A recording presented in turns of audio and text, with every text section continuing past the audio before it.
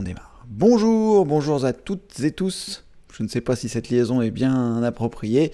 Bienvenue dans ce Demande à Cédric numéro 22 où pendant 1 heure, je réponds en direct aux questions des membres plus du site formation informatique avec Cédric.fr. Si vous n'êtes pas encore inscrit et que vous voyez la retransmission et avez envie d'avoir la retranscription, n'hésitez pas à vous inscrire sur le site formation informatique avec Cédric.fr et à partir de là, eh bien, vous pourrez vous inscrire. Je vais vous montrer un petit peu comment ça se passe. Vous vous rendez donc sur l'accueil du site formation informatique avec Cédric.fr qui se trouve ici et à partir de là, vous allez pouvoir vous inscrire pour pouvoir mettre votre prénom, votre adresse email et cliquer sur oui, je veux m'inscrire et ainsi pouvoir accéder à votre espace membre et accéder à plus de 120 vidéos que je vous offre et donc ce qui vous permettra bien, de découvrir un petit peu les formations que j'ai réalisées et si vous voulez aller plus loin, bien, vous trouverez des boutons pour aller plus loin et devenir soit membre mini, soit membre actif, soit membre plus. Allez, on a terminé avec les annonces, on va pouvoir démarrer ce Demande à Cédric numéro 22. Nous sommes le lundi 3 octobre, merci à toutes celles et ceux qui nous rejoignent. Nous sommes 9 et donc bien, les questions vont commencer à arriver et je vais essayer d'y répondre au mieux comme d'habitude. Alors, voyons voir. Donc, bonjour Cédric, bonjour à tous. Donc, bonjour Sébastien. Lucien de Lyon, bonjour Cédric, bonjour à toutes et à tous. Bonjour Lucien, bienvenue parmi nous. Ariane, bonjour à tous. Alexandra, bonjour. Bonjour Mario, bonjour Pierre. Allez, on va démarrer. Bonjour Denis, bonjour Yves-Pierre, voilà, bonjour Gabriel. Vous commencez à arriver et il est 16h, ça tombe bien, donc on va pouvoir commencer. Allez, Pierre nous dit bonjour Cédric, bonjour à tous. Suite à l'émission d'hier, j'ai bien compris que formater n'est pas défragmenté, donc ça, aucun problème. Reste la question du SSD de mon ordi. Alors, quelle est cette question, Pierre, par rapport à la question du SSD de l'ordi? Est-ce que c'est par rapport à l'optimisation dont on avait parlé hier? Parce que j'ai réfléchi, Alexandra nous avait donné les premières informations par rapport à l'optimisation, c'est-à-dire que lorsque vous ouvrez votre explorateur de fichiers, que vous faites un clic droit, que vous choisissez propriétés et que vous allez dans outils, à cet endroit-là, vous avez optimiser et défragmenter le lecteur et si vous choisissez optimiser, j'espère que ça ne va pas le faire et que tout ne va pas se casser, voilà, il vous indique que 3 jours depuis la dernière exécution et là 0% défragmenté, 0% défragmenté. Donc ce que je pense, parce que c'est pas du tout une affirmation que je vais faire, enfin c'est une affirmation mais c'est plutôt le résultat de ma pensée. Windows 10 étant un système d'exploitation récent et moderne, on ne parle pas ici de défragmentation. C'est-à-dire que selon moi, je peux me tromper, il faudra que je vérifie l'information, mais selon moi, il faut laisser ça activé lorsque vous avez un SSD. Pourquoi ? Eh bien, c'est l'optimisation du SSD qu'il est en train de faire là. Vous voyez, là, il ne parle en aucun cas de défragmentation. Là, sur mes disques durs normaux, il parle de défragmentation, 0% fragmenté. En revanche, là, il parle depuis la dernière exécution, ok, il ne parle pas de défragmentation. Et je pense que à cet endroit, ce n'est absolument pas la défragmentation du SSD, mais l'optimisation par l'intermédiaire du trim, donc le trim étant un système qui permet d'optimiser les cellules électroniques de SSD. Et donc, ça permettra d'avoir une meilleure longévité sur vos SSD. Donc, à mon avis, il faut laisser cette optimisation-là cochée, parce que si vous la désactivez, il va désactiver le trim, et à ce moment-là, votre SSD risque de durer moins longtemps, et risque d'être moins performant, et ce sera moins bien optimisé. Donc, laissez cette option cochée. Je vais néanmoins me renseigner plus en avant pour avoir des informations auprès d'amis qui pourraient éventuellement avoir la solution, mais selon moi c'est comme ça, il vaut mieux laisser ça coché parce que ça serait un petit peu aberrant que Windows 10, aussi moderne soit-il et en ayant pris en charge que les SSD font maintenant partie du paysage informatique, qu'il propose une défragmentation sur ceci. Voilà, donc je vous conseille dans un premier temps de les laisser cocher et de ne pas y toucher puisque c'est par défaut que Windows l'a mis en place, et si toutefois on s'aperçoit que je me suis trompé et que c'est une défragmentation et qu'il ne faudrait pas que ce soit actif, il sera toujours temps de le décocher. Voilà, je pense Pierre que c'était par rapport à ça que vous aviez votre question, et Alexandra, je te conseille de le réactiver pour la bonne et simple raison que je pense que ce n'est pas une défragmentation mais une optimisation. D'ailleurs, quand on clique dessus, quand on fait un clic droit et qu'on choisit propriété, qu'on va dans les outils et qu'on clique ici sur optimiser, on a ici, il ne parle pas de défragmentation, il parle de optimiser et défragmenter le lecteur. Donc je pense qu'il y a des défragmentations qui sont faites sur les disques classiques et qu'il y a une optimisation qui est faite sur les SSD. Voilà, mais je peux me tromper, mais ça me paraîtrait totalement aberrant si toutefois c'était ça. En tout cas pour Windows 10, à la rigueur pour Windows 8, mais et encore.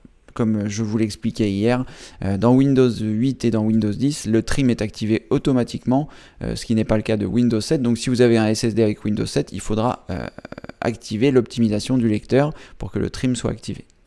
Et d'ailleurs, on pourrait regarder, ça pourrait être intéressant, je vais partager mon écran, je vais lancer ici une fenêtre de Google, voilà, et on va mettre activer trim Windows 7.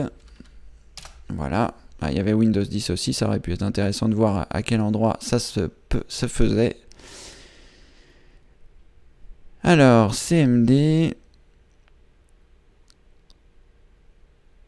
Donc là, dans Windows 7, la commande pour, dans la fenêtre qui s'affiche, la fenêtre suivante, fsutil behavior query disable notify, et alors si la commande retourne 0, c'est que le trim est actif, si la commande retourne 1, c'est qu'il est inactif. Dans ce cas, vérifiez que votre SSD comporte le trim et que son firmware est à jour auprès du constructeur.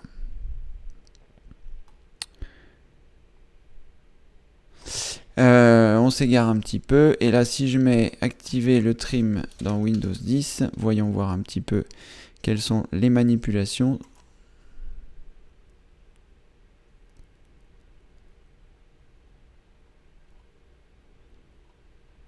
Alors, clic droit, propriété, outils, voilà.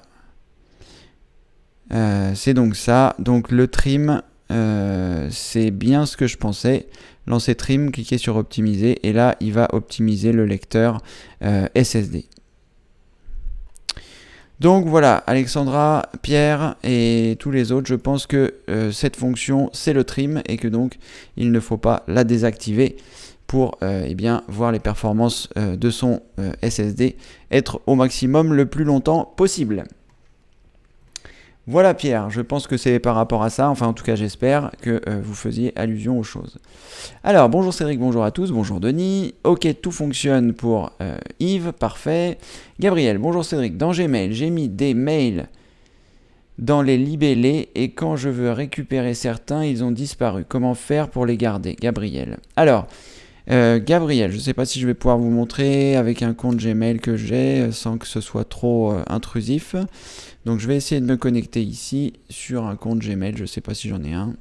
Google, connexion, un compte test, est-ce que ça va fonctionner? Est-ce que je vais trouver le mot de passe? C'est un autre... Est-ce que c'est... Alors... Ah oui.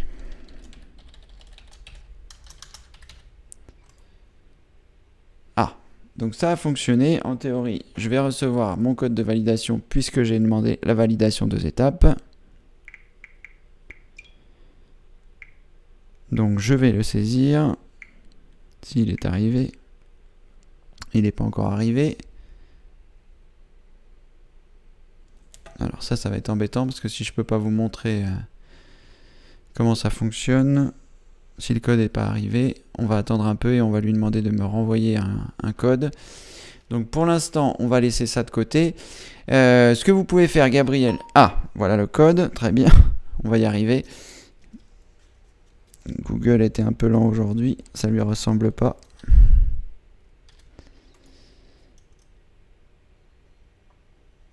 Alors, voyons voir. Est-ce que je vais pouvoir accéder à Gmail ? Allez, c'est bon, ça a l'air d'être OK. Alors, bon, là, il s'avère que je ne vais pas avoir de message, mais c'est pas grave, je devrais pouvoir vous montrer avec un autre onglet. Je vais regarder dans les spams, voir si... Non, on va laisser ça comme ça. Donc, en théorie, c'est bon, l'écran est partagé. Donc, lorsque vous voulez ranger votre boîte de messagerie Gmail, comme je vous l'explique dans la formation, dans le cours thématique sur Gmail, vous avez la possibilité de créer des libellés. Et alors, ce qu'il faut voir lorsque vous allez créer un libellé, par exemple, est-ce que je peux le faire ici sur celui-là ? Admettons.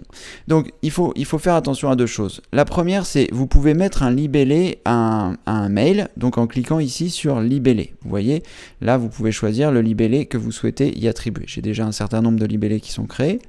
Et là, vous avez également, à côté, un dossier déplacé vers le libellé, et auquel cas, il va disparaître de la boîte de réception. Par exemple, admettons que je vais déplacer ce libellé ce mail dans le libellé qui s'appelle Elite.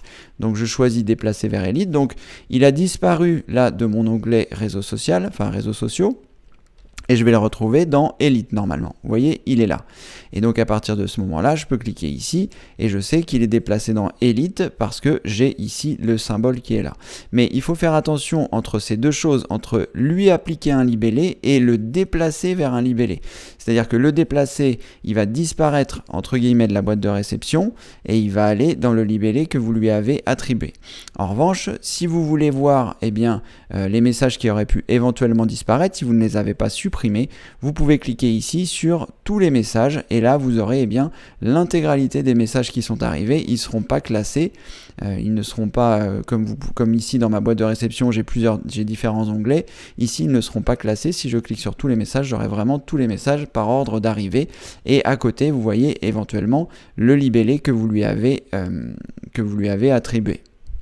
Donc moi ici, il y a une attribution automatique des libellés pour certains mails qui arrivent, comme je l'ai expliqué également dans la formation, et donc ça permet de ranger automatiquement ma boîte de réception.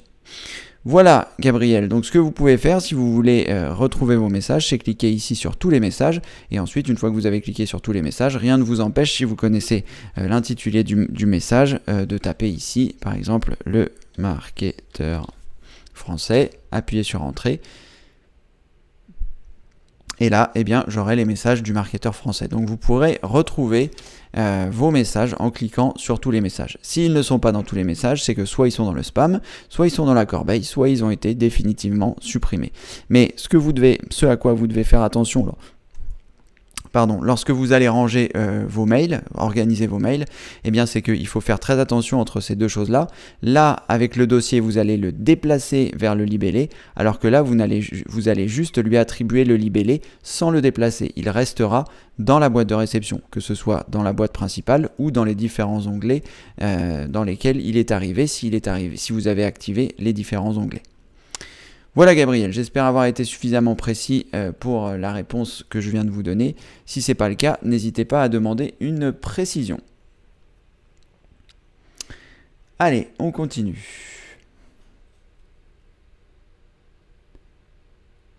Alors, Pierre, dans mon ordi, j'ai un SSD et un disque dur. Windows 10 propose de m'optimiser mon SSD et de défragmenter mon disque dur.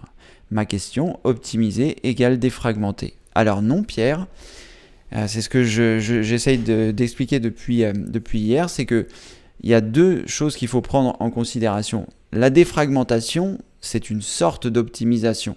Mais ce n'est pas parce que la défragmentation est une sorte d'optimisation que l'optimisation du SSD, c'est forcément une défragmentation. C'est un type d'optimisation, la défragmentation, alors que le trim, c'est aussi un type d'optimisation. Donc lorsque vous allez activer pour votre SSD, il va s'occuper du trim, donc de s'occuper au mieux des cellules électroniques du SSD, et quand vous allez demander l'optimisation de votre disque dur classique, il va faire une défragmentation. Voilà, c'est des opérations différentes en fonction du matériel que vous avez. Si vous avez un SSD, il trim, donc il va travailler, si on peut dire, il va s'occuper d'optimiser les cellules du SSD, et si vous avez un disque dur, il va le défragmenter. Donc, pour regarder votre question, optimiser c'est défragmenter, tout à fait, mais optimiser c'est aussi trimer pour un SSD. Donc, en théorie, vous n'avez rien besoin de faire. Windows s'occupe de tout, c'est ça qui est bien, c'est que vous n'avez plus à vous occuper de la défragmentation, il est censé le faire.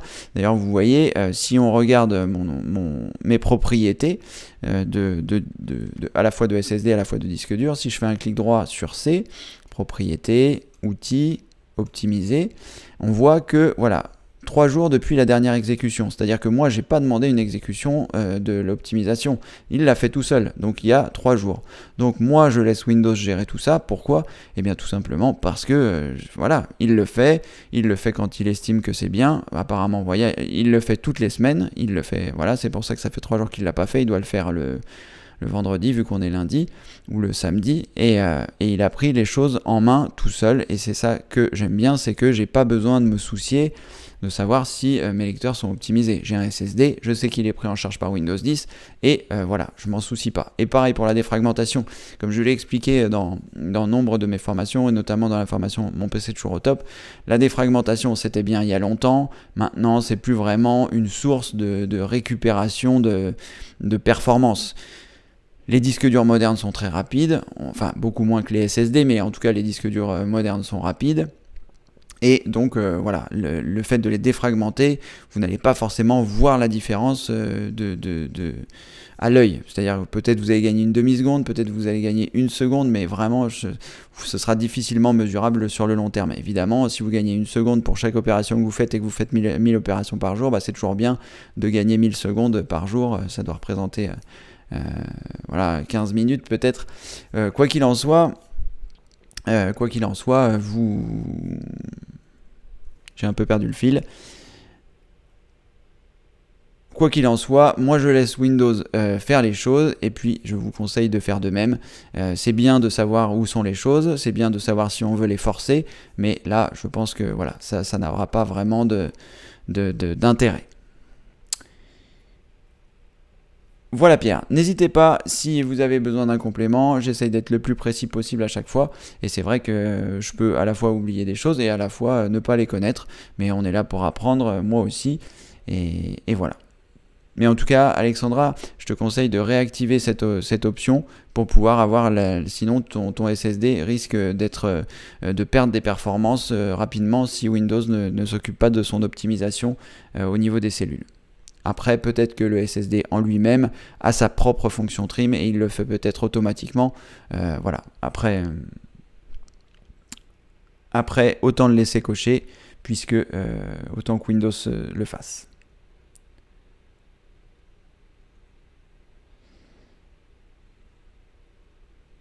Voilà, donc Pierre, j'ai répondu à la question. Je suppose que non, ou ce sera la catastrophe pour mon SSD.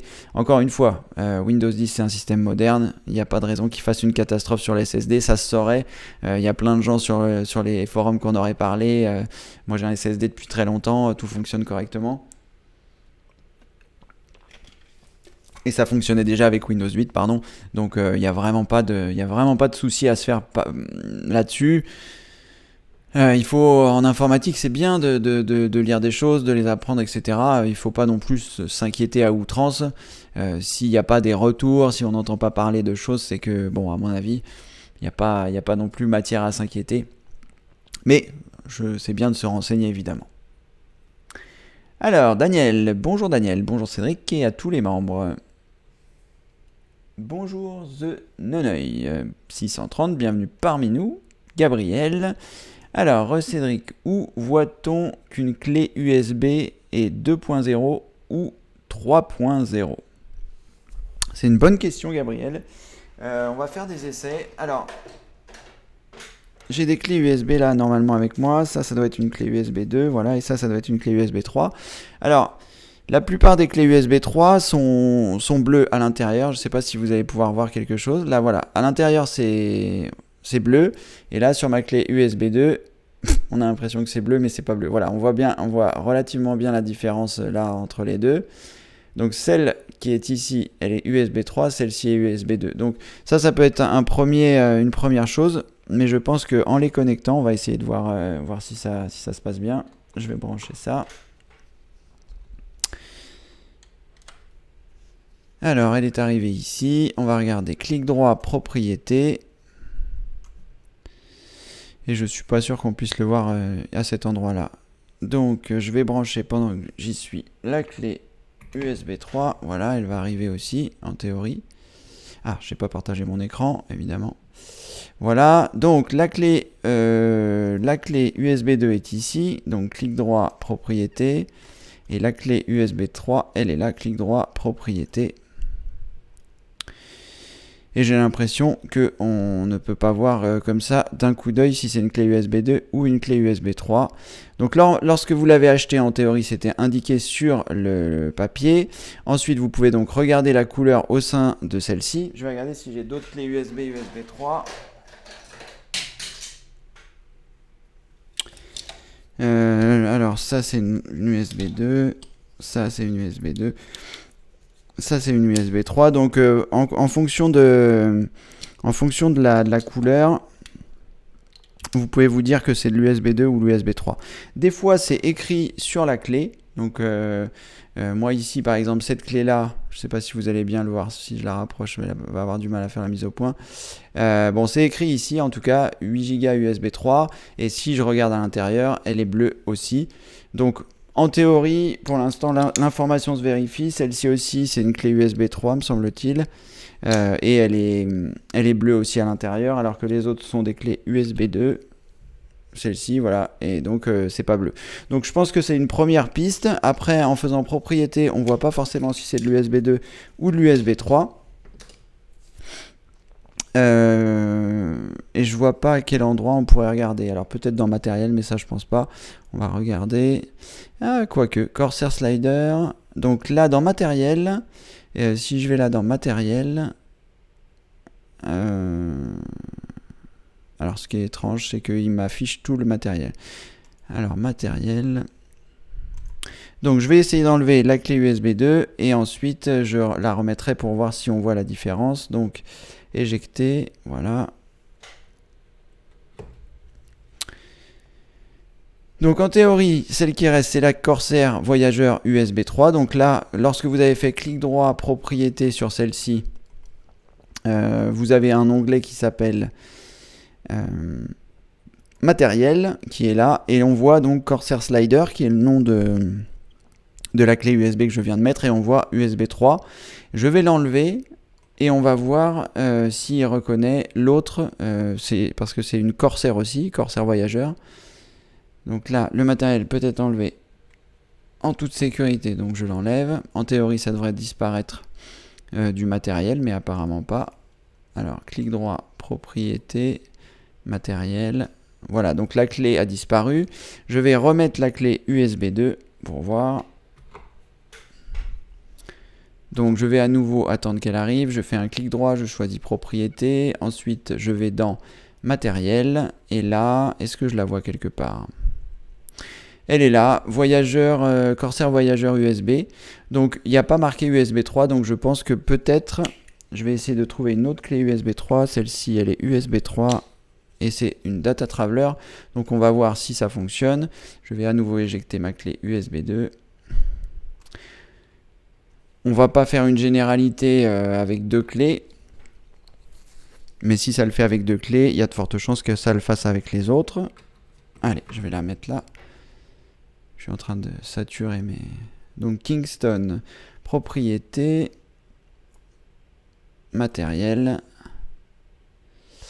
Voilà, Kingston Data Traveler 3.0 USB. Donc voilà, c'est une clé USB 3 et c'est indiqué. Donc apparemment, quand c'est une clé USB 3, c'est indiqué. Donc dans clic droit, propriété, matériel. Il faut que vous rafraîchissiez les choses, c'est-à-dire vous ne pouvez pas, je ne peux pas mettre une clé USB et il ne va pas me l'afficher. Il faut que je ferme l'onglet propriété et que je l'ouvre à nouveau. Donc c'est dans matériel, vous trouverez bien le nom de votre clé USB et vous verrez si c'est une clé USB 2 ou une clé USB 3. Et au passage, vous verrez les différents disques que vous avez et leur capacité. Voilà Gabriel, j'espère que avec ces informations-là, vous allez pouvoir vérifier si votre clé c'est une USB 2 ou une USB 3. Bon, j'ai un peu sorti toutes mes clés, tout va bien.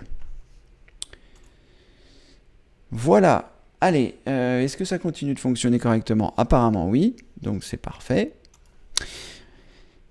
Alors, ensuite... Alors, Tania, bonjour Cédric, bonjour à tous. Dans Programmes et fonctionnalités, suite à une mise à jour, la liste des programmes est mélangée. Comment faire pour remettre la liste par ordre alphabétique? Alors, c'est une bonne question, Tania. C'est vrai que ça va s'appliquer à beaucoup de choses. Je vais vous montrer. Donc, je vais partager mon écran. On va se rendre dans Programmes et fonctionnalités. Donc, si vous êtes sur Windows 10, vous faites un clic droit et vous choisissez Programmes et fonctionnalités. Ensuite, vous pouvez passer en plein écran si vous le souhaitez. Ça vous permet bien d'avoir un espace plus grand pour voir vos logiciels. Et à partir de là, vous allez avoir différentes choses pour les visualiser. Donc là, alors attendez, si c'est pas du tout organisé, c'est en haut à droite ici, vous avez la possibilité de choisir la façon dont c'est présenté. Donc moi ici, je choisis détail parce que c'est quelque chose qui me convient bien, mais si vous préférez les avoir en très grande icône, vous pouvez choisir très grande icône, vous pouvez choisir grande icône, vous pouvez choisir icône moyenne, vous pouvez choisir petites icônes. Voilà, je vous les fais tous pendant qu'on y est. Vous pouvez choisir liste, vous pouvez choisir détail, vous pouvez choisir mosaïque et vous pouvez choisir contenu. Alors, lorsque vous allez choisir ici détail, apparemment c'est la seule façon de le faire. Lorsque vous êtes en détail, c'est pour ça aussi que j'aime bien la façon dont c'est organisé. Donc je vous conseille de choisir détail si vous voulez avoir quelque chose d'organisé. Vous allez avoir la possibilité ici en haut de choisir comment est-ce que vous souhaitez que vos programmes soient organisés. Alors pourquoi c'est intéressant? Eh bien parce que à la fois vous allez pouvoir le faire ici, mais vous allez pouvoir le faire également dans les dossiers de votre disque dur. Quand vous allez par exemple vous rendre dans vos images, par exemple je vais aller dans images, pas du tout images dans Documents, fond d'écran, donc sur mon drive. Là, je vais choisir l'affichage en détail, comme on a vu tout à l'heure. Et là, vous allez avoir à nouveau les choses qui se trouvent en haut, comme sur les programmes. Donc je vais revenir sur les programmes, mais c'est pour vous dire que lorsque vous affichez en détail, vous avez la possibilité de choisir différents types de tri. Donc là, j'étais sur les dossiers de mon ordinateur, et si je reviens, je vais y arriver. Et si je reviens ici, donc sur la liste des programmes installés sur mon ordinateur, je peux choisir en haut et choisir ici détail. Et là, j'ai les filtres qui apparaissent. Donc, je vais avoir la possibilité de classer cette liste par nom. Donc, pour ce faire, je clique une fois sur nom. Et là, il va me les classer par ordre alphabétique, donc de A à Z. Mais si je souhaite qu'il soit classé de Z à A, je reclique une fois sur nom. Et vous voyez le triangle, le tout petit triangle qui se trouve au-dessus, change de sens. Et là, c'est classé de Z à A. Donc en fonction de ce que vous recherchez, si par exemple vous cherchez WinRAR, ce sera plus simple d'avoir de W à A pour l'avoir en premier, plutôt que de A à Z, et sinon auquel cas il vous faudra descendre. Moi, ce que j'aime bien dans cette présentation, c'est que vous allez avoir la possibilité de cliquer sur « Installez-le » et là, il va vous les classer par ordre d'installation. Et là, on s'aperçoit que par exemple, le 2 octobre, c'est-à-dire hier, j'ai installé Firefox. Donc le fait de cliquer sur Installez-le, ça me permet de savoir les derniers logiciels que j'ai installés et donc éventuellement de les désinstaller si je ne souhaitais pas les utiliser. Mais également, si je me suis fait polluer par des logiciels malveillants, le fait de cliquer sur Installez-le, ça me permet de voir les derniers logiciels qui se sont installés. Si par exemple je sais que le dernier logiciel que j'ai installé c'est CCleaner et qu'au-dessus j'ai 3 logiciels en plus, il n'y a pas de raison que ces logiciels soient là, donc sauf si je les ai installés évidemment. Donc je pourrais les désinstaller. Voilà, donc c'est vraiment quelque chose que j'apprécie, la vue en détail. Ça permet d'avoir ces types de classements. Donc si vous voulez par ordre alphabétique, c'est ici sur nom, et si vous voulez les dates d'installation, c'est ici. Vous pouvez également les classer par taille si vous le souhaitez, et comme ça vous voyez les programmes qui prennent le plus d'espace sur votre disque dur. Alors ça ne veut pas forcément dire qu'il faut les désinstaller, mais en tout cas c'est comme ça que ça se passe. Et également, il me semble, on va vérifier ça ensemble, Vous avez la possibilité, donc toujours dans cette barre horizontale ici, dans le prolongement, d'effectuer un clic droit et de choisir ici ce que vous souhaitez voir. Donc vous voyez ici, j'ai le nom, j'ai l'éditeur, j'ai installé j'ai la taille, j'ai la version. Donc si je souhaite enlever par exemple la version parce que je ne m'en sers pas, je clique ici avec mon clic gauche après avoir fait un clic droit dans le prolongement de la barre horizontale, je décoche version et ça va disparaître ici. Et j'ai également la possibilité, à nouveau je fais un clic droit, je choisis ensuite autre et là je peux ajouter, si je le souhaite, eh bien, un certain nombre de choses qui pourraient être pertinents. Alors, pour les programmes installés, ce n'est pas forcément le cas. Je vais remettre la version. Voilà, donc pour les programmes installés, c'est pas forcément intéressant, mais en revanche, lorsque vous classez les choses sur votre ordinateur, si par exemple dans un dossier vous avez énormément de choses et que vous voulez que ce soit classé par autre chose, par notation, si vous avez ajouté des notes, par dimension, par prise de vue, par modifiez-le, comme ça vous permet de savoir les dernières choses qui ont été modifiées, ou par date de création. Bref, ça vous donne des entrées supplémentaires pour pouvoir classer et vous organiser au sein de votre ordinateur. Donc rassurez-vous, tout ça je vais en parler dans la formation les bases de l'informatique parce que c'est vraiment quelque chose de pratique, mais également dans la formation recherche parce que eh bien, ça peut être aussi une façon de rechercher au sein de votre ordinateur dans un dossier précis si vous avez énormément de choses de ranger, eh bien, de pouvoir les supprimer. Voilà. Tania, j'espère que j'ai suffisamment été précis pour votre réponse et que vous allez pouvoir effectuer les manipulations pour pouvoir retrouver vos petits. Alors, The Nonoï, bonjour The Nonoï. Alors, avec le logiciel Downloader de Real Player, j'étais autrefois sur Windows 7. La case télécharger la vidéo apparaissait, mais plus sur Windows 10 sur certains sites. Pourquoi ? Alors, là, ça va être compliqué pour moi de répondre, je vais pouvoir vous donner un début d'explication, peut-être, qui sera peut-être ça, mais peut-être pas, puisque je n'utilise pas cette chose. Donc, ce logiciel qui apparemment vous permet de récupérer certaines vidéos ou certains fichiers audio sur des sites, il y a plusieurs possibilités à ça. La première, c'est que le logiciel a peut-être évolué. Et dans ce cas-là, avec la version donc, de Windows 10 que vous êtes désormais obligé d'utiliser puisque vous avez Windows 10, peut-être que certaines options ont disparu du logiciel pour des raisons de droit, de récupération de choses dont vous n'avez pas forcément les droits, que ce soit sur YouTube, que ce soit à la radio, que ce soit ce genre de choses. Donc peut-être que le logiciel a été contraint de supprimer certaines options. Ça, c'est la première éventualité. La seconde éventualité, c'est que les sites sur lesquels vous vous rendez, des fois ça fonctionne parce que le site n'a pas bloqué certaines choses et des fois ça ne fonctionne pas parce que le site a bloqué justement ses fonctions de récupération de contenu depuis son site puisque le contenu peut appartenir au site et que ce site n'a pas forcément envie que vous puissiez le récupérer sur votre ordinateur. Donc ça peut venir de là. Ce que vous pouvez essayer de faire, donc si vous avez encore l'opportunité d'essayer avec votre ordinateur avec Windows 7, c'est de vous rendre sur le même site sur lequel vous ne pouvez pas le faire, à la fois avec votre version Windows 10, à la fois avec votre version Windows 7, et de tester, voir si c'est possible. Si c'est pas possible, ni sur la version Windows 10, ni sur la version Windows 7, eh bien c'est que le site a bloqué quelque chose. Et si c'est possible avec la version Windows 7 et que c'est pas possible avec la version Windows 10, eh bien c'est que soit vous avez une version différente du logiciel, dans ce cas-là vous pouvez regarder dans ce logiciel, voir si vous avez la même version sur la version 7 et la même version sur la version 10. Et si toutefois vous avez la même version, que c'est possible avec le 7 et que c'est pas possible avec le 10, eh bien c'est que quelque part il y a un problème avec Windows 10. Il faut que vous puissiez réfléchir comme ça et faire des comparaisons entre les choses pour voir ce qui a pu dysfonctionner. Donc moi, selon moi, si je relis votre question, avec le logiciel Downloader de Real Player, j'étais autrefois sur Windows 7, la case télécharger la vidéo apparaissait, mais plus sur Windows 10 sur certains sites. Pourquoi ? Voilà.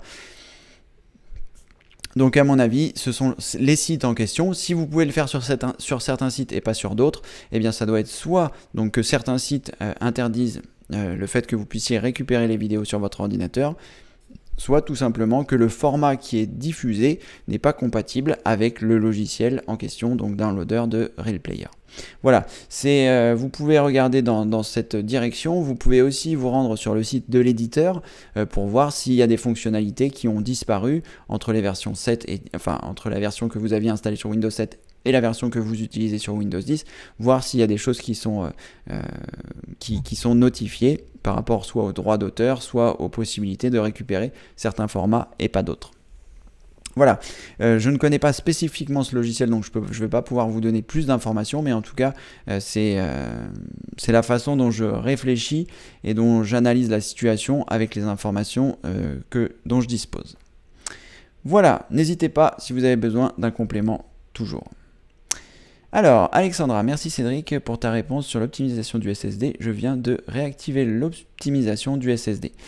Voilà, Alexandra, je pense que c'est une bonne chose. Il sera toujours temps de vérifier, mais là, au vu de ce que j'ai vu, je pense que ça doit être bon. Alors, comment ça se fait que j'ai perdu le fil des...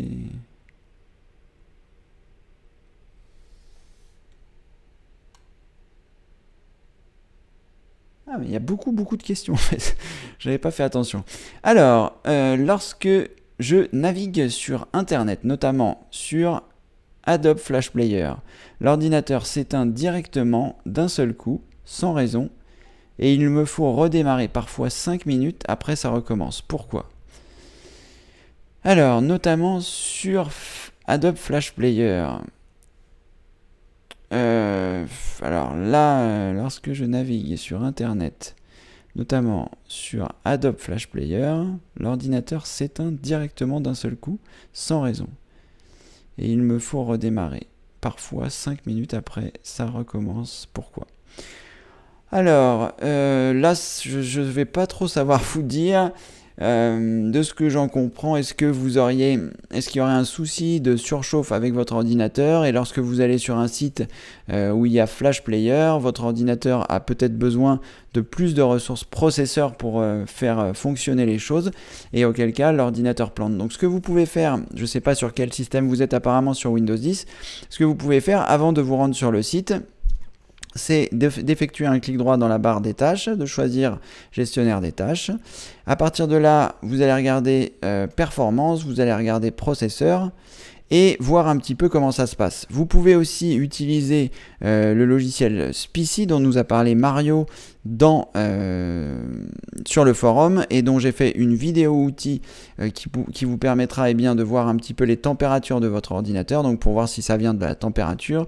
Donc vous pouvez vous rendre dans les vidéos outils dans votre espace membre et choisir obtenir un maximum d'informations sur votre PC. À partir de là, vous allez pouvoir lancer le logiciel. J'espère que ça ne va pas tout faire planter.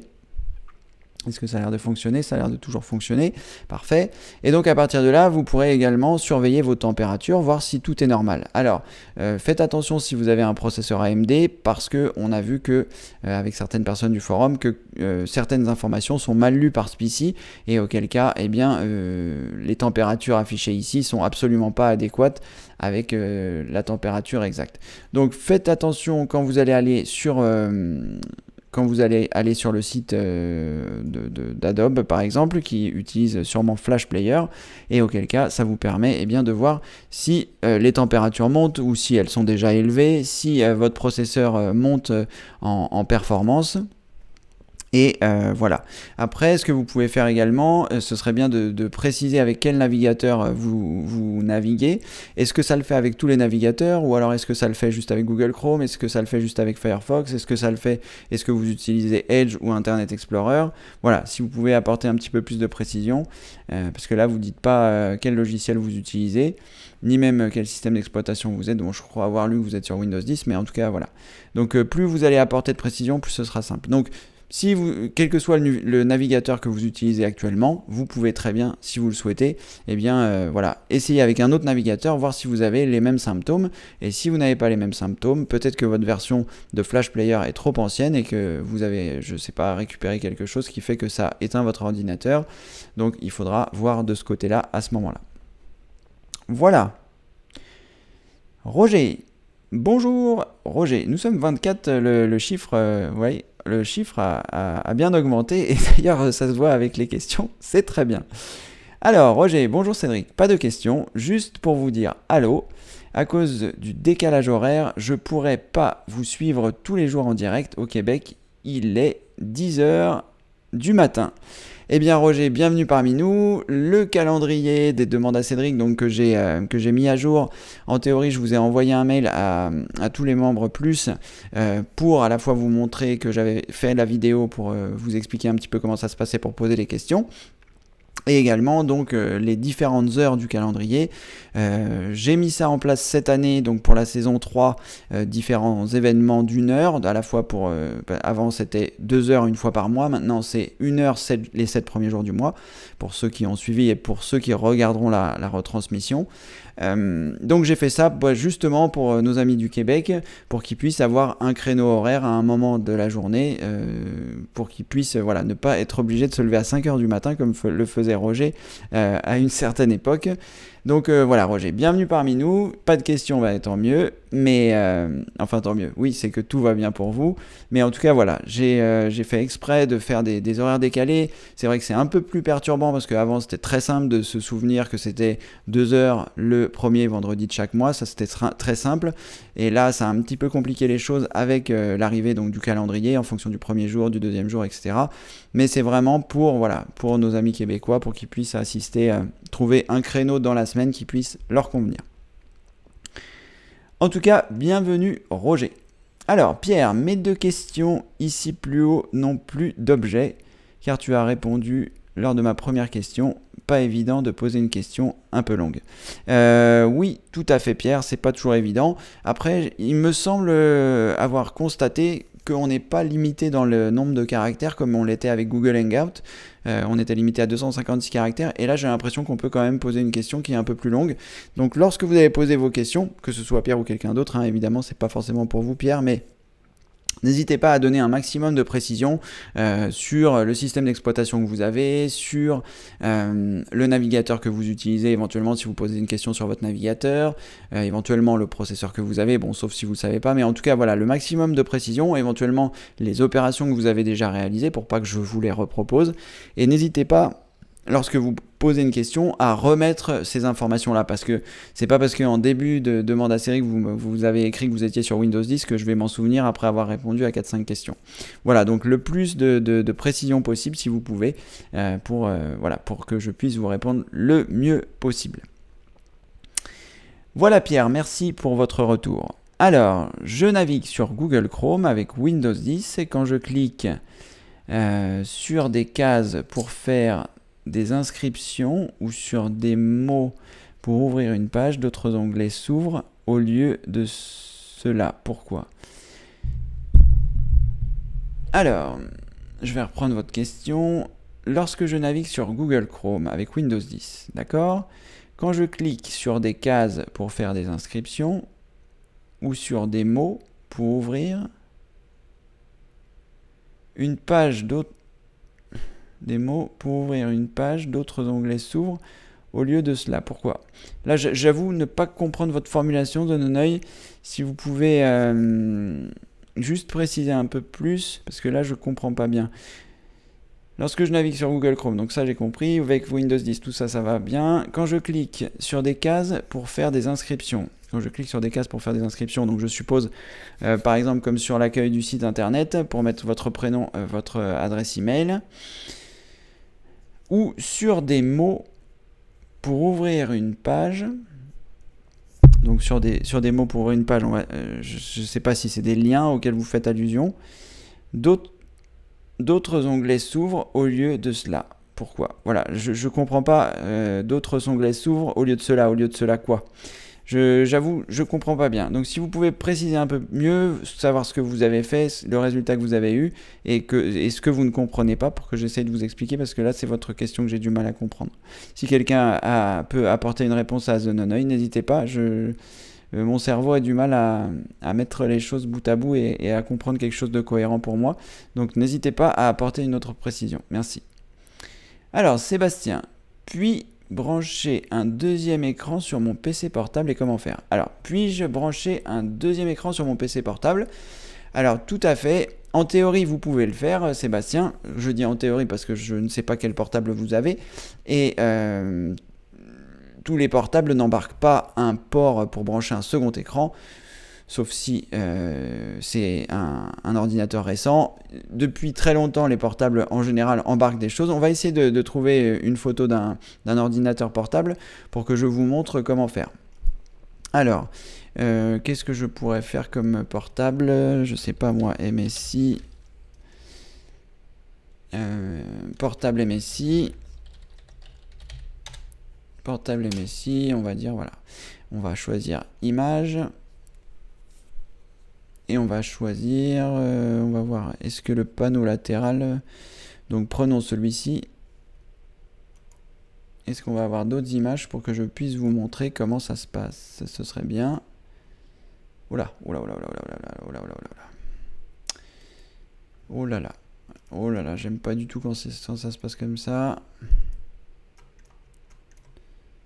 Bon, on va prendre une autre page. J'espère que oui, ça a l'air de fonctionner encore. Oui, on dirait que oui. Alors, on va recommencer. Donc, je vais faire PC portable et je vais tout simplement prendre des images dans Google et on va sûrement trouver quelque chose qui correspond à ce que l'on recherche. Alors, je vais choisir Connectic, PC portable. Voilà, alors par exemple, bon ça va être suffisamment grand je suppose. Voilà. Donc sur votre ordinateur portable, vous devez certainement avoir des prises. Alors ça peut être sur le côté, ça peut être derrière, ça peut être sur l'autre côté, peu importe. L'important, c'est de vérifier les connectiques que vous avez sur votre ordinateur portable. Donc ici, on s'aperçoit qu'il y a deux connectiques pour brancher un écran externe. C'est un port VGA qui se trouve ici, j'espère que vous voyez bien, et ici un port HDMI. Donc dans la formation spéciale débutant, je vais bientôt parler des câbles, donc vous comprendrez mieux. Mais en tout cas, voilà, ici, donc si on analyse les différents ports qui sont disponibles, vous avez un port VGA qui est ici, un port Ethernet qui est ici, donc pour le réseau, un port HDMI, donc pour un écran externe comme le VGA, trois ports USB, pardon, non, autant pour moi, il y a marqué eSATA, donc il y a deux ports USB, un port eSATA, un port USB 3 et un lecteur de carte. Donc vous, sur votre ordinateur, il faudra que vous regardiez si vous avez un port comme celui-ci, un port VGA, ou idéalement un port HDMI. Donc si vous avez un port HDMI, eh bien vous allez pouvoir brancher grâce à un câble HDMI, il faut que votre écran évidemment ait une entrée HDMI ou une entrée numérique. Si par exemple il a une entrée DVI, je vais essayer de vous montrer à quoi ça ressemble le DVI. Si votre écran a une sortie DVI, image, voilà, donc une sortie DVI, ça ressemble à ça, donc ça ça doit ressembler à ça, ça c'est la version femelle, c'est ce qu'il doit y avoir derrière votre écran, et la version mâle, elle est ici.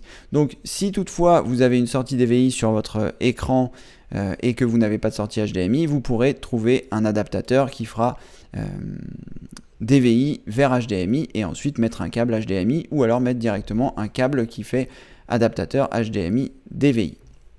Donc à partir du moment où vous allez brancher ce second écran, eh bien en théorie, si votre portable est relativement moderne et que vous passez par de l'HDMI, il va automatiquement cloner l'image de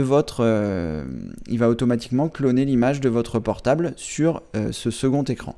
Et ensuite, il vous suffira simplement de faire un clic droit, de choisir je ne sais plus, je me confonds toujours les deux, ce n'est pas ça évidemment, une chance sur deux, c'est jamais la bonne. Vous choisirez paramètres d'affichage et à partir de là, eh bien, vous verrez vos deux écrans. Donc moi ici j'ai trois écrans comme vous pouvez le voir et lorsque je vais cliquer sur chacun d'entre eux, je vais avoir la possibilité dans les paramètres avancés de voir la résolution. Donc l'écran que vous voyez actuellement partagé, c'est celui-ci qui est donc en Full HD 1920-1080 et et à côté de ça, j'ai un autre écran en 2560 par 1440 et un autre écran en 2560 par 1440. Donc vous aurez votre portable qui sera ici et vous aurez donc votre écran qui sera ajouté ici.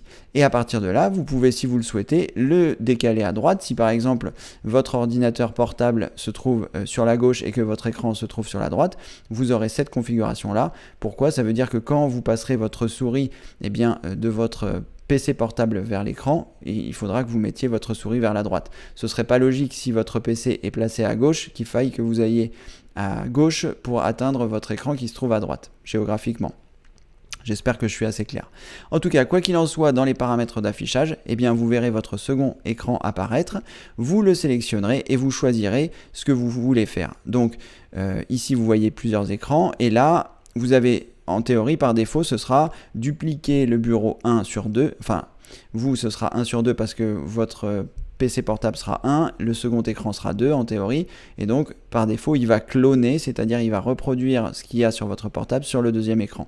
Mais vous pourrez donc sélectionner votre écran et choisir étendre le bureau de cet affichage, c'est ce que j'ai choisi de faire, et à ce moment-là, eh bien, ça étendra la surface d'affichage de votre ordinateur portable. Tout dépend ce que vous souhaitez. Si par exemple vous souhaitez juste avoir un écran plus grand pour avoir une meilleure visibilité et ne pas regarder votre portable, c'est-à-dire que votre portable vous sert juste d'unité centrale et quand vous rentrez à la maison, eh bien vous avez un grand écran, un clavier normal, une souris normale, et auquel cas votre portable devient votre unité centrale, auquel cas vous clonerez l'image du portable.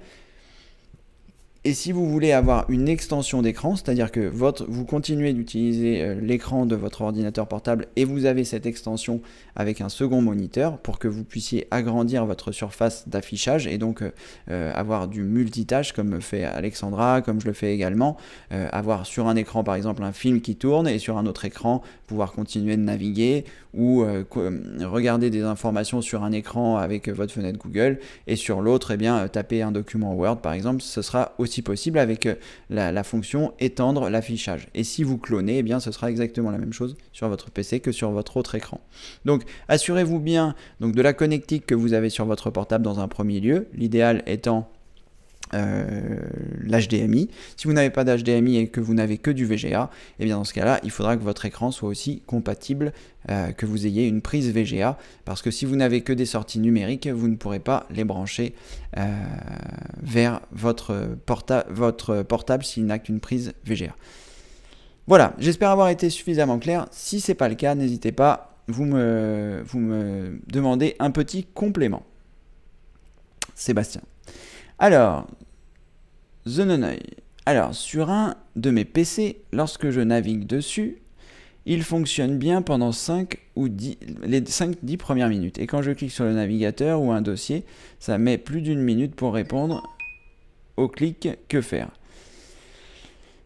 Alors, là, il faut que vous puissiez regarder un petit peu ce que je vous ai dit tout à l'heure. J'avais oublié d'éteindre mon portable, je vais le faire tout de suite, pardon. Comme ça, on ne sera pas dérangé par le bruit. Voilà, pardon. Donc ce que vous devez faire, c'est qu'il faut que vous puissiez identifier si par exemple votre ordinateur a trop chaud. Donc vous pouvez regarder avec Spicy, voir si au bout de 5-10 minutes les températures deviennent extrêmement élevées et que sous votre ordinateur c'est très très chaud et que l'ordinateur commence à bugger au bout de 10 minutes, eh bien ça peut venir de là. Vous pouvez également donc regarder dans les caractéristiques de votre ordinateur. Donc si par exemple c'est un ordinateur portable, que vous l'avez depuis longtemps, que vous avez des animaux chez vous, ou que vous avez sujet qui peut y avoir beaucoup de poils, eh bien ça peut venir de la chaleur. Donc ce que vous faites, vous pouvez lancer Spicy pour voir les températures, vous pouvez regarder les performances pour voir si votre processeur travaille beaucoup ou pas, au niveau de la mémoire et au niveau du processeur, pour voir si c'est ça qui au bout de 5-10 minutes est saturé. Mais ce dont vous me parlez, en général, c'est quand ça fait 5 ou 10 minutes et que ça commence à bugger, c'est que eh bien, il y a différentes... le refroidissement ne se fait plus correctement et le processeur ou les éléments qui sont à l'intérieur de l'ordinateur se mettent entre guillemets en sécurité et là, tout devient plus ou moins long. Donc dans ce cas-là, eh bien, il faut faire attention. Je vais essayer de vous trouver une image pour que vous puissiez comprendre ce à quoi je fais allusion. Poussière portable... ordinateur portable, on va voir si on trouve des images. Voilà, alors je vais éviter les cas extrêmes. Voilà, celui-ci celui-ci c'est un bon exemple. Là, ce que l'on voit à l'écran, c'est l'évacuation d'air qui se fait au sein d'un ordinateur portable. Donc là, ça, c'est ce qui est redirigé vers l'extérieur de votre portable, qui est à l'intérieur évidemment quand il n'est pas démonté. Et ça, c'est la personne, donc c'est le ventilateur qui est censé expulser la poussière. Ça, normalement, lui, il est positionné devant cette partie en fonte orange. Et là, comme vous pouvez le voir, eh bien, la partie orange est totalement obstruée par de la poussière qui est collée, si ça fait longtemps que vous avez votre ordinateur portable.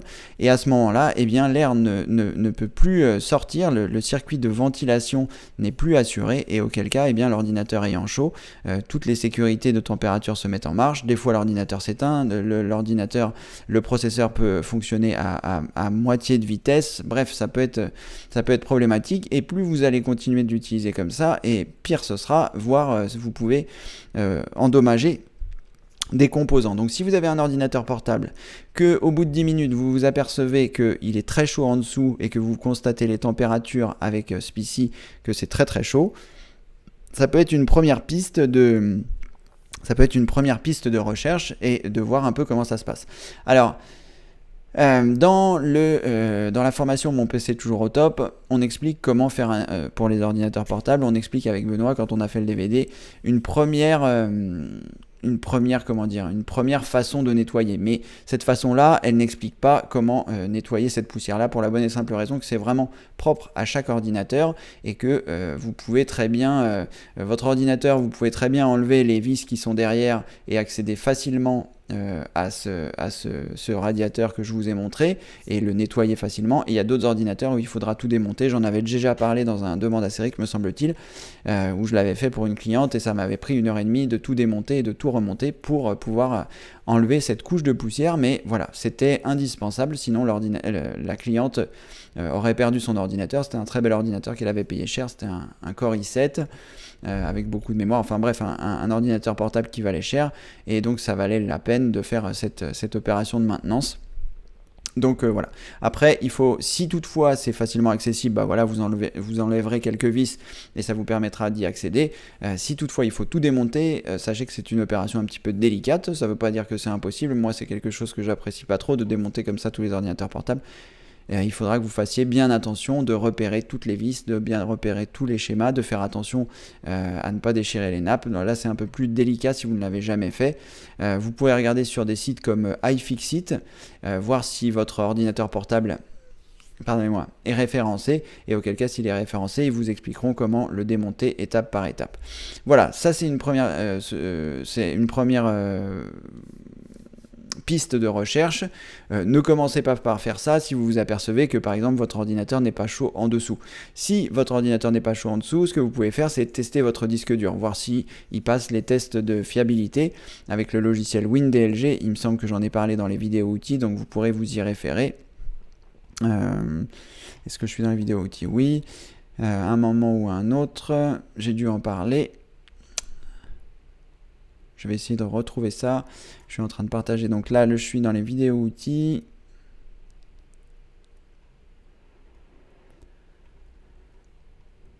Alors, j'ai dû la faire, mais je ne sais plus laquelle est-ce. Voilà, tester la fiabilité de vos disques durs. Donc ça, c'est la vidéo 22. Donc vous pouvez également tester la fiabilité de vos disques durs, voir si votre ou vos disques durs passent les tests de fiabilité, pour voir si ça vient de là ou non, avant de faire tout le démontage. Je veux dire, comme je l'expliquais hier, il vaut mieux faire les choses les plus simples en premier.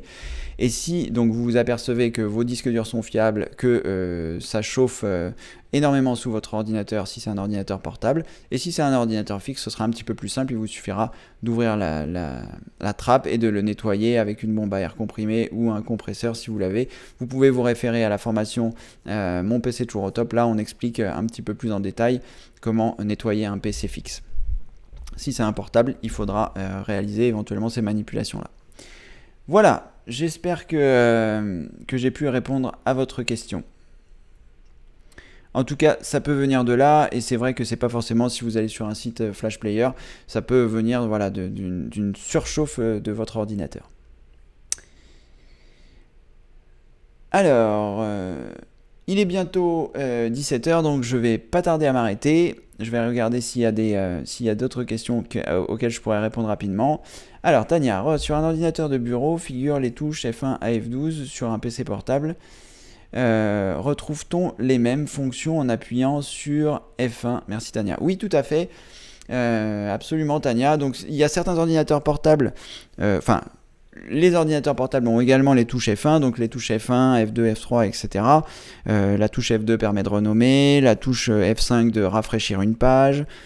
Qu'est-ce que j'utilise aussi? La touche F3, je crois que c'est rechercher. La touche F1, c'est pour afficher l'aide. Et ça, vous avez également ça de disponible sur les ordinateurs portables. Il arrive parfois que pour utiliser ces touches de fonction, il faille appuyer sur la touche FN. Ça dépend vraiment du type de clavier que vous avez. Mais les touches de fonction sont en général présentes sur les claviers des ordinateurs portables. D'ailleurs, si on regarde rapidement... clavier ordinateur portable, voilà, si on fait image, on va essayer de trouver une image qui soit suffisamment grande. Donc outil de recherche, taille supérieure à 2000. Donc n'importe laquelle de ces images devrait censée être suffisamment grande. Donc là, par exemple, sur celui-ci que j'ai pris au hasard, vous voyez, on a bien les touches F1, F2, F3, F4, F5, etc. qui sont accessibles en touche directe. Et là, vous voyez, eh bien, par exemple, sur cette touche F1 qui est ici, vous avez F1 et ZZ qui va certainement mettre l'ordinateur en veille. Et auquel cas, pour atteindre le ZZ ou l'activation ou la désactivation du Wi-Fi pour la touche F2, il faudra appuyer sur la touche FN pour pouvoir activer les fonctions supplémentaires. Ah, j'ai pas partagé mon écran, ça va être plus compliqué. Voilà, donc là, comme je disais, les touches F1, F2, F3, F5 jusqu'à F12 sont présentes. Mais si vous voulez, par exemple, sur la touche F2, activer ou désactiver le Wi-Fi, il faudra appuyer sur la touche FN, en restant appuyé sur la touche FN, et ensuite appuyer sur la touche F2 pour activer la fonction supplémentaire de la touche, c'est-à-dire le Wi-Fi, en l'occurrence ici, ou la mise en veille sur la touche F1. Voilà, Tania, ça, c'est quelque chose qui est en général toujours présent sur les claviers. Robert, bonjour Robert, un essai qui apparemment est fructueux puisque ça a fonctionné. Alors, bonjour Cédric et à tous et tous, content d'être parmi vous. Bonjour Marc, bienvenue parmi nous.